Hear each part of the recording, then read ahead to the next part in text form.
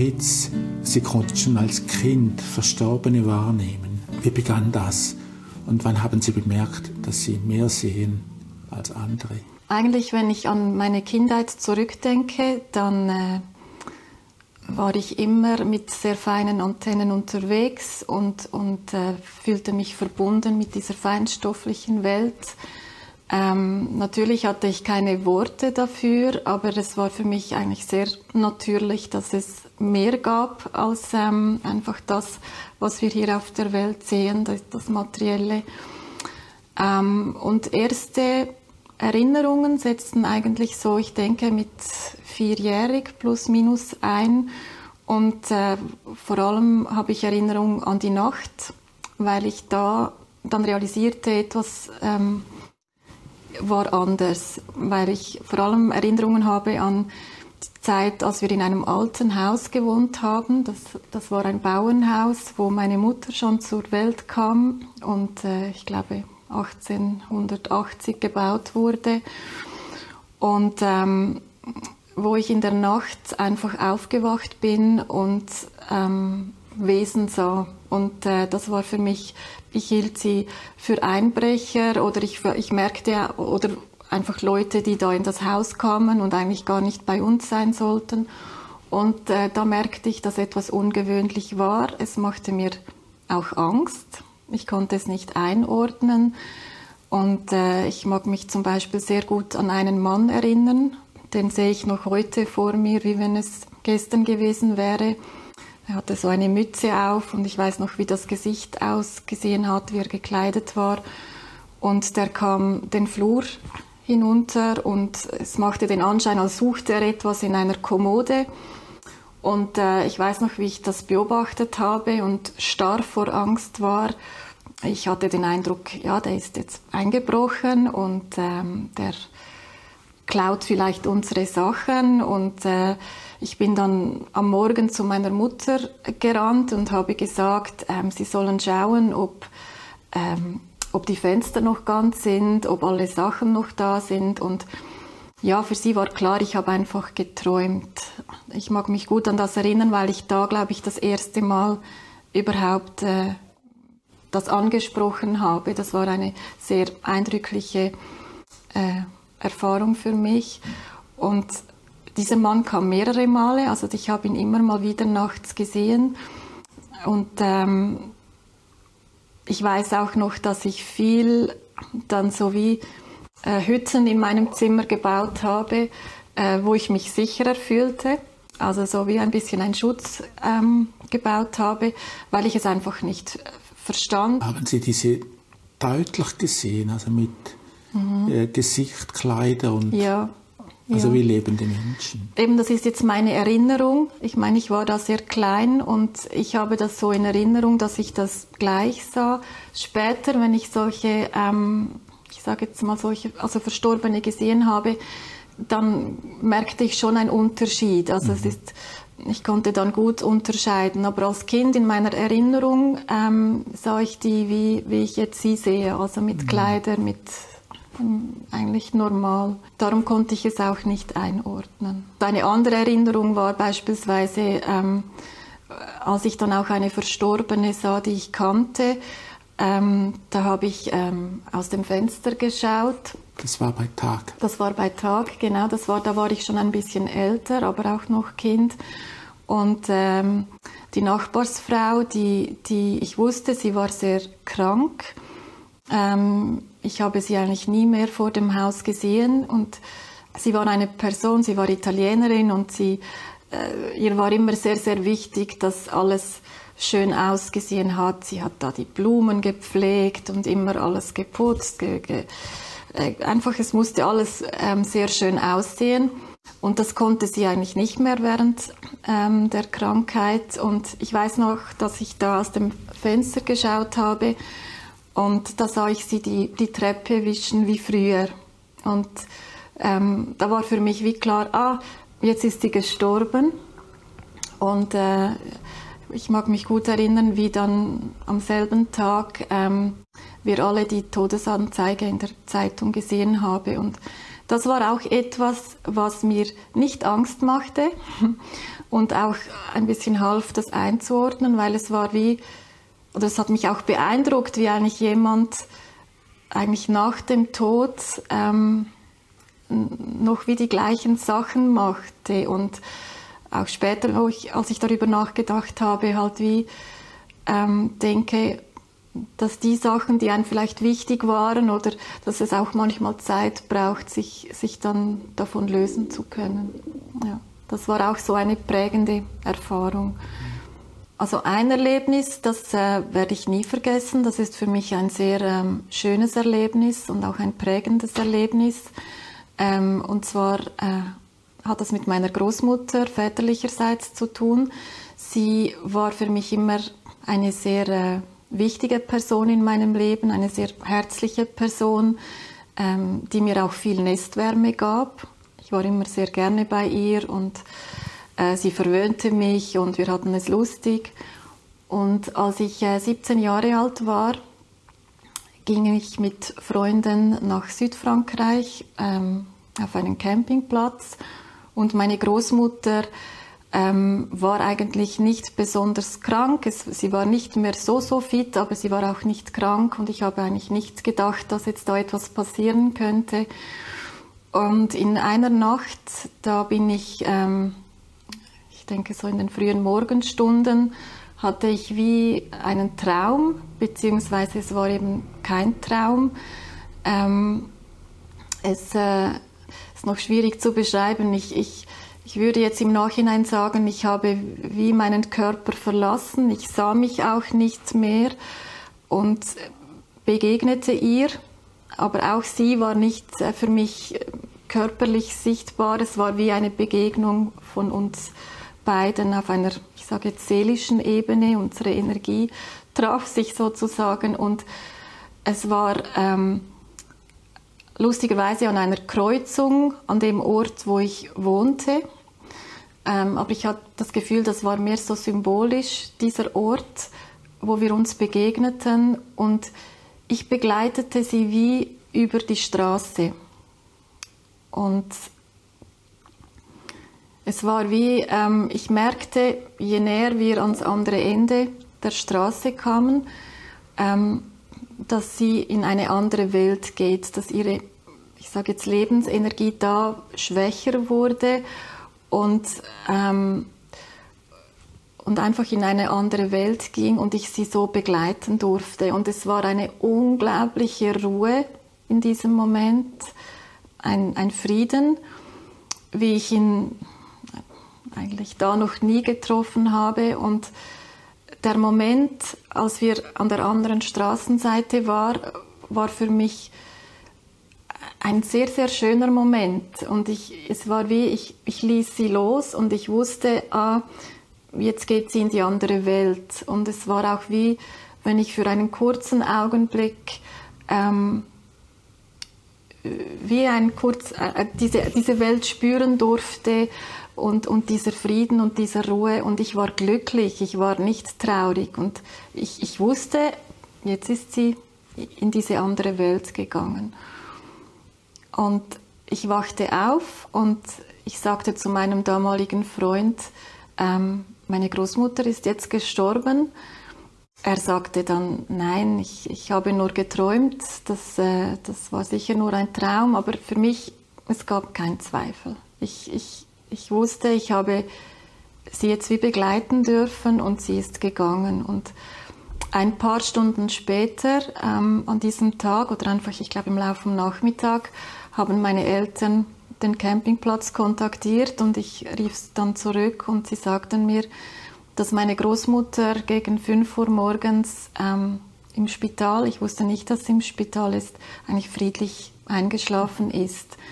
Und ich hatte das Gefühl, es war sogar zeitgleich wirklich, dass ich bei ihr war in diesem Moment und mit ihr, also sie begleiten durfte. Und natürlich war ich dann traurig, dass sie weg war, weil das ist für uns ja schmerzlich, wenn wir ein Mensch, den wir sehr gern gehabt haben, nicht mehr da ist. Aber gleichzeitig war ich glücklich, weil ich einfach wusste, dort, wo sie jetzt ist, da geht es ihr gut, dort ist Frieden, das ist schön.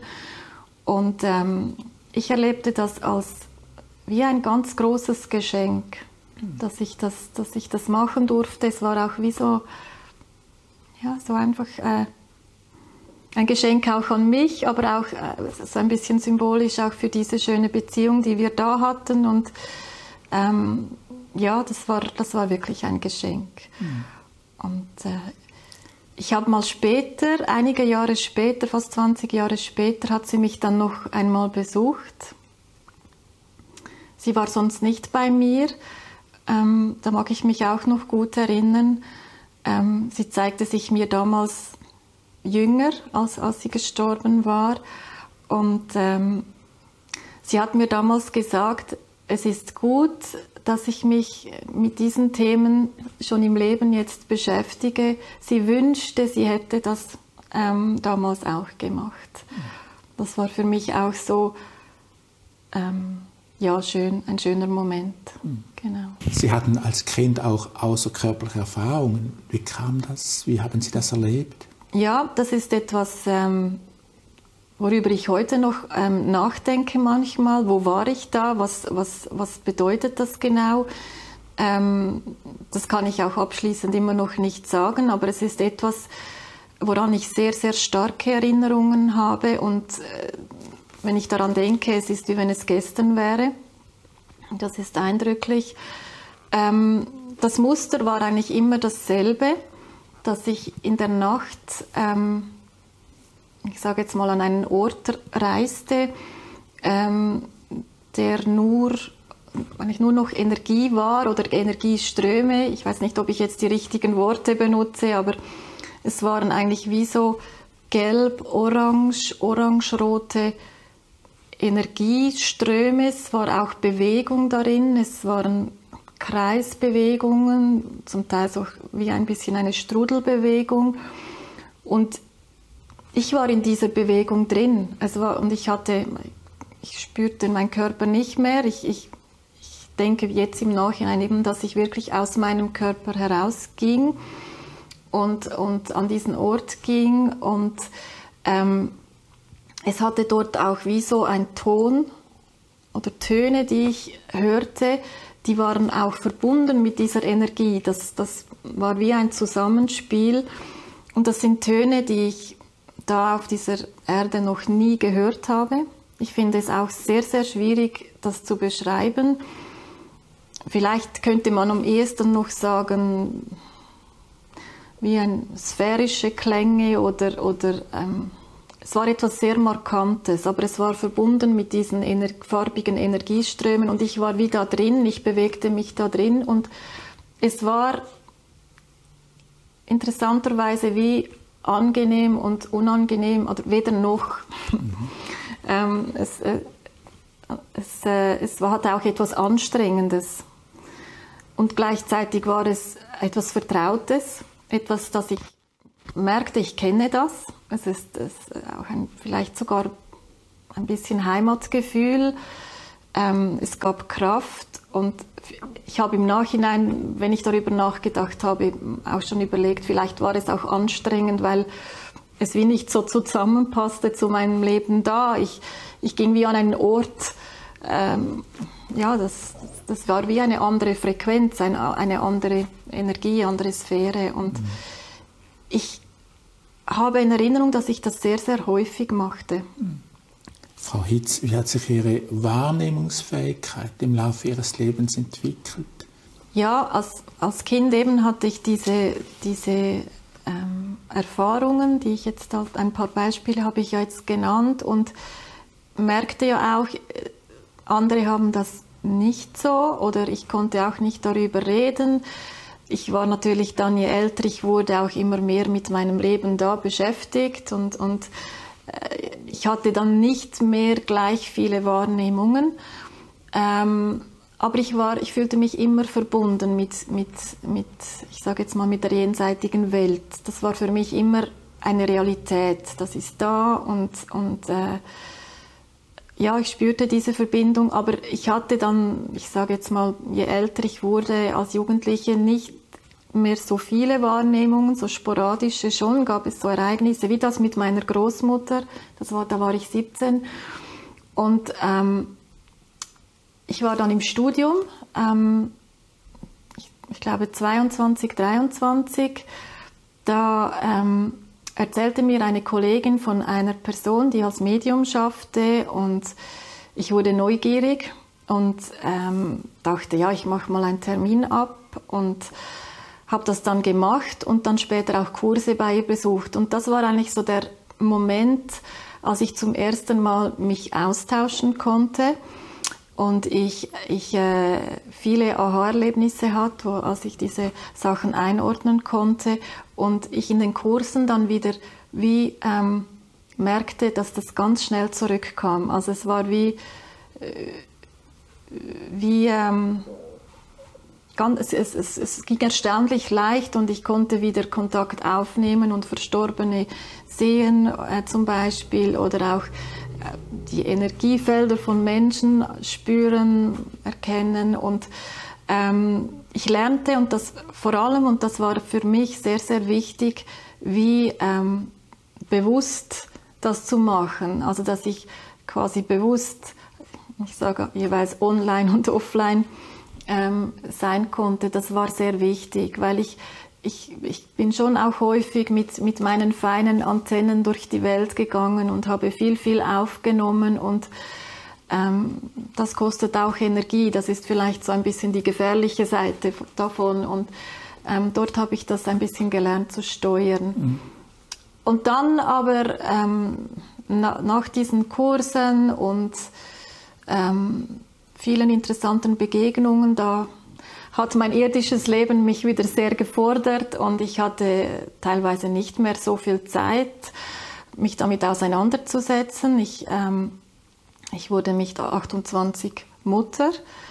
Das war nicht geplant. Das war für mich, ist vielleicht auch noch eine interessante Geschichte, um zu erzählen hier. Ich denke auch eine Seele, die sich für ein Leben da entscheidet oder da inkarnieren möchte, sich auch schon vorher zeigen kann. Also das ist vielleicht auch noch interessant, weil eben meine Tochter, meine erste, war nicht geplant, und ich war noch nicht mal mit dem Studium fertig, und eigentlich war es auch ein bisschen ein medizinisches Wunder, dass das möglich war. Und ich weiß noch, wie ich im Badezimmer stand und diesen Schwangerschaftstest, dieser positiv, in der Hand hielt, und da stand so, ja, meine Tochter eigentlich neben mir. Sie zeigte sich mir ich würde schätzen, mit etwa 2-jährig, und es war wie so, wie wenn sie zu mir sagte, hallo, da bin ich und ich komme jetzt zu dir, und ich hatte so wie ihr Wesen dann in diesem Moment erfasst, und das hat mich wahnsinnig berührt. Und sie hatte kaum Haare oder ganz kurze Haare, und da dachte ich für mich, ein Junge. Und ich weiß noch, wie dann die Frauenärztin später sagte, es gibt ein Mädchen, und da war ich irritiert und dachte, ja, das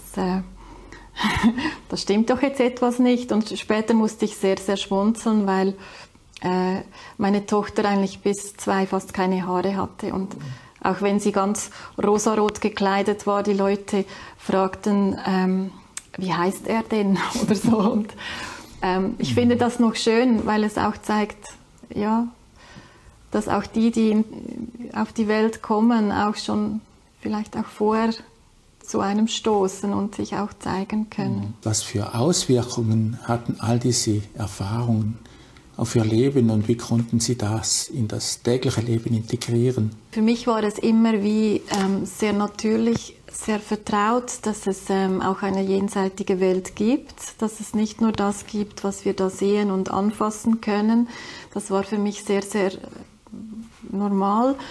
Und, aber eben das Leben forderte, und ich hatte viel zu tun, und es gab auch immer wieder Zeiten, wo ich das nicht so aktiv gepflegt habe. Und eigentlich war es eine gesundheitliche Krise mit 40, die dann dazu führte, dass ich wirklich merkte, ich möchte diesen Teil bewusst in mein Leben integrieren und auch pflegen und dass das auch wichtig ist für mich, weil es wie sonst ein Teil von mir ist, der nicht gelebt wird oder den ich wie ein bisschen auch unterdrücke. Und ich habe dann eigentlich wieder auch angefangen, Kurse zu besuchen, Bücher zu lesen, mir Zeit genommen, wann immer möglich und es der Alltag erlaubte, zu meditieren. Und ich habe dann wirklich auch gemerkt, dass ich durch das viel mehr Ruhe gewann und es eigentlich für mich sehr, sehr hilfreich war, das bewusst in mein Leben zu integrieren. Fühlen Sie sich manchmal auch von geistigen Wesen begleitet? Genau, das ist etwas, was ich dann so ab 40 eigentlich so wie der Schwerpunkt war von dieser ganzen, oder beziehungsweise wo ich mich sehr stark damit auseinandergesetzt habe, wer ist da bei mir und wer begleitet mich. Und ich habe schon manchmal auch gemerkt, beispielsweise zwischen 20 und 30 habe ich immer mal wieder meinen Großvater bei mir gespürt und gesehen. Das war manchmal auch schön. Ich hatte wieder den Eindruck, er hat auch ein bisschen diese Aufgabe übernommen und mir manchmal auch Sachen gelehrt. Ich mag mich zum Beispiel gut erinnern, dass er mir in dieser für mich eher hektischen Zeit in meinem Leben immer wieder vermitteln wollte, dass wir eine zu begrenzte Vorstellung von Zeit haben, dass das gar nicht relevant ist, dass wir so viel Zeit haben, dass ich mich gar nicht so stressen muss wenn ich das Gefühl habe, ich muss jetzt alles so schnell können und machen. Und er war viel bei mir, aber dann eben mit 40 habe ich auch mich bewusst damit auseinandergesetzt und auch gespürt, dass ich neben einem Schutzengel, der ich wahrnehmen konnte, auch andere Begleitwesen habe und ich auch immer noch daran bin zu üben und zu lernen, mit diesen Wesen zu kommunizieren. Und ich finde das eine sehr spannende, schöne Aufgabe. Ich lerne viel und ich denke oft, wenn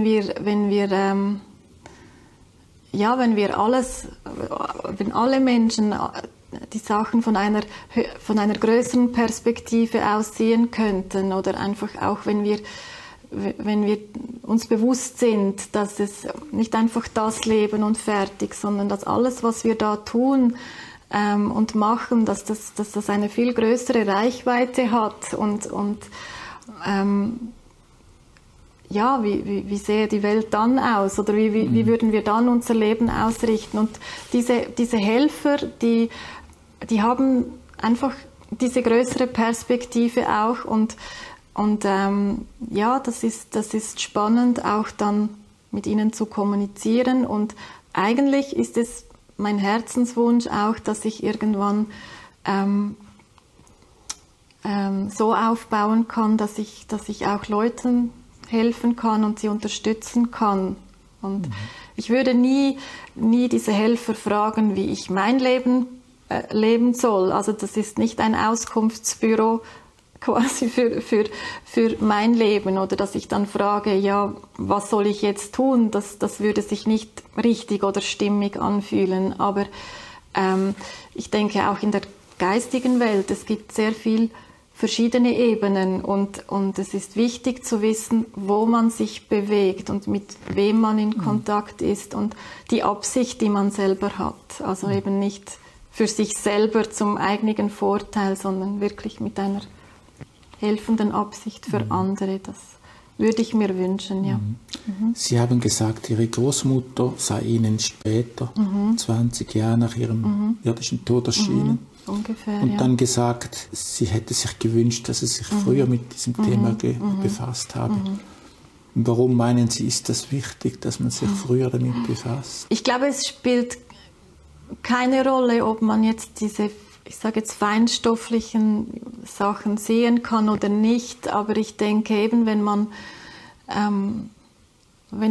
sich bewusst ist, dass der Rahmen viel größer ist und nicht auf dieses Irdische beschränkt ist, dann und unser Tun wirklich weitere Auswirkungen hat, dann würden wir unser Leben, denke ich, schon auch anders ausrichten. Und für mich ist so eigentlich die größte spirituelle Schule ist das Leben selber auf dieser Welt da. Und da können wir so viel lernen und üben. Und wenn wir das in größeren Zusammenhängen sehen, und dann sieht man vielleicht eher, was wirklich zählt. Und ich glaube, das, was wirklich zählt, ist am Schluss diese gelebte Liebe oder diese bedingungslose Liebe, diese aufrichtige Liebe und das Mitgefühl,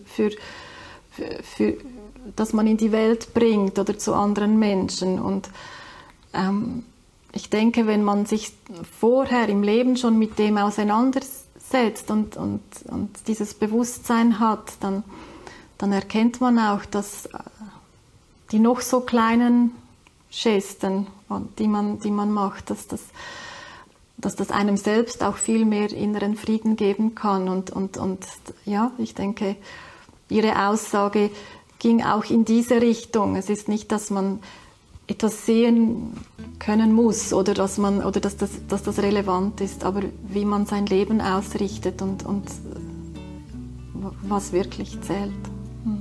Frau Hitz, herzlichen Dank für das Gespräch. Ich danke Ihnen.